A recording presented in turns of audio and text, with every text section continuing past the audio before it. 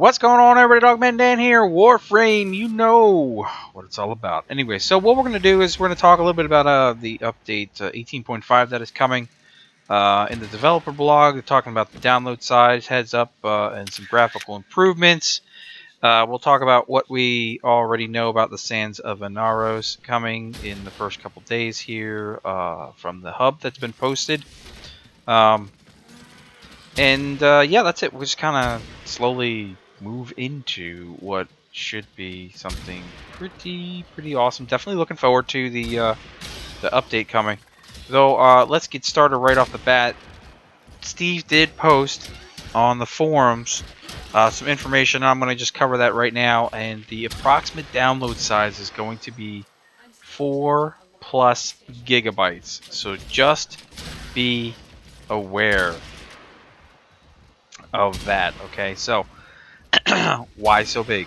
The short answer is that they've done a lot of technical graphic improvements, extra layers and details to every single graphic element of the game.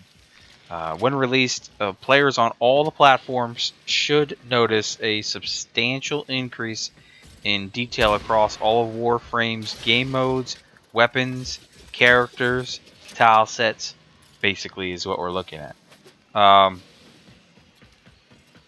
The long answer, as Steve puts it, which takes up the past 2 months of his life, this is basically with Inaros, if I said that, the sands of old have been swept away from U18 Warframe, leaving behind a newer, more vibrant U18.5 Warframe. In many respects, U18.5 is a remastered HD version of Warframe with months of technical, graphical improvements and artistic relighting of many parts of the game, and more to come in sequential updates. Now, these changes sweeping across are going to be lighting, materials, collision.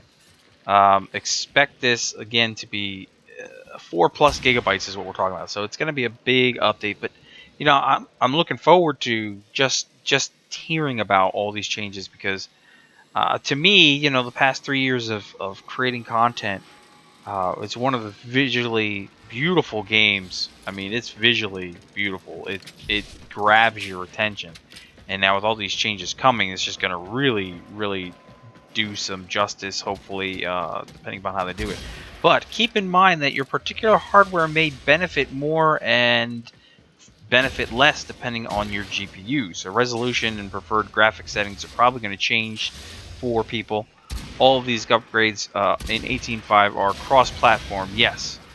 PC, PS4, and Xbox One 10.0 will see these improvements as they are released.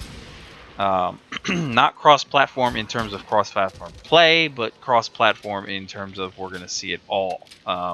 Obviously, we're going to be offset PC. You'll get it for consoles. That's just the way it's been. That's the way it's probably always going to be because they take what we do, work out some of the major game-breaking bugs, fix it, then submit. So, and it takes the submission process just takes longer through the consoles because they can't send in a game patch that could potentially brick a system and take the whole thing down. That would just be wrong. So it just takes longer is really essentially what it is into verifying onto the consoles. So let's see, what do we got that's changed in terms of these graphics? So we got lighting textures. They've been re-engineered to reduce square compression artifacts and ugly color branding or banding, if you will. All PBR materials have been recompressed with more accurate format. New and subtle details are visible on your PBR Warframe's gear and in the environment. Reflection probes, I can't speak, have been built through many areas of the game, so grounding PBR materials will be more accurate with lighting. Character and weapon lighting includes more accurate dual specular lighting, which means metallic surfaces are more realistic and fancy looking. HDR rendering has been switched to a compact 32-bit format, which has improved HDR rendering performance for a wide range of GPUs. So hopefully we'll see some sweeping performance issues in there. Tone mapping has been adjusted to use more of the range of lighting content in game. Images have more detail, particularly richer in the darks. Motion blur and depth of field have been re-engineered to run faster and look better. Fast-moving and defocused objects no longer appear cut out on their silhouettes. Now, I personally have motion blur off. I usually turn motion blur off in every game that I play, but I usually leave the depth of field and set it accordingly, depending upon what it is. Open world games that usually are different in terms of my depth of field versus like Warframe, where it's not really open, environment type of thing. So we're definitely going to have some adjustments going on. Draw order optimizations have been applied to every object in the game, which improves overall performance, particularly in worst case scenarios. So, we'll see how that goes. Atmospheric fog effects are now rendering in a separate lighting pass.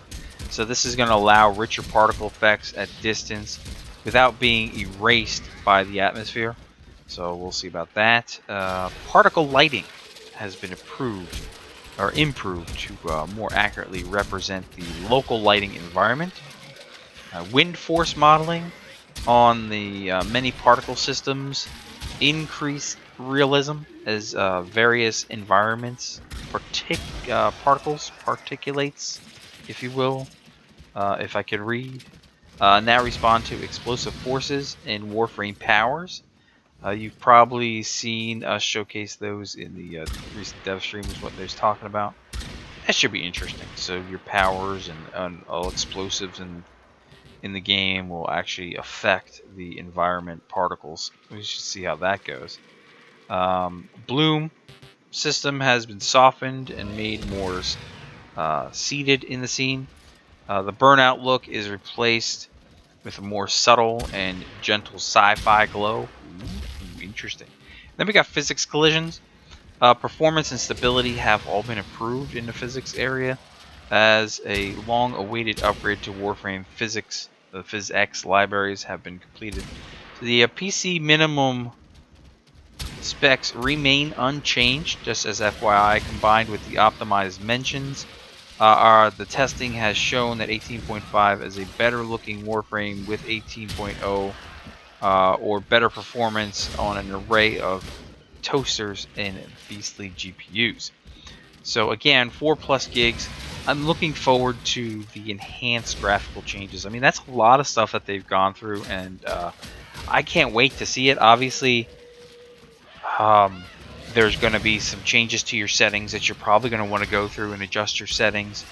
For me, most of the time, I pretty much play at almost all max settings, just because I've got a solid setup. But there might be some adjustments, so just keep that in mind. So with that, what else do we got going on? And I just like to talk to everybody, We've got a few things that have already been mentioned in terms of what's coming to the Sands of Inaros. So we've got the new warrior we know that's coming. Abilities to siphon the health from those who would defy you or force their submission by summoning a might of Phobos sandstorms, overwhelming your enemies with the Naros final ability, sending minions to both consume their vitality and heal your allies. It's going to be a very interesting frame. Looking forward to that one. We've got the changes in terms of Corpus and Grineer ships that receive the substantial upgrade to the reactors. The new way to sabotage enemy upgrades includes new security measures and fail-safe cooling systems that will alter the environment as you play. So we're going to choose a unique sabotage strategy and destroy these reactors in Improvement Reactor Sabotage 2.0. So definitely looking forward to Sabotage 2.0, and we'll see how that works out. And then so far, as of this recording that I'm doing, we've got the second dream unveiled, the Desolate Moon from the Void, and the Solar System Prestigious Satellite. So we're going to have some more places to explore.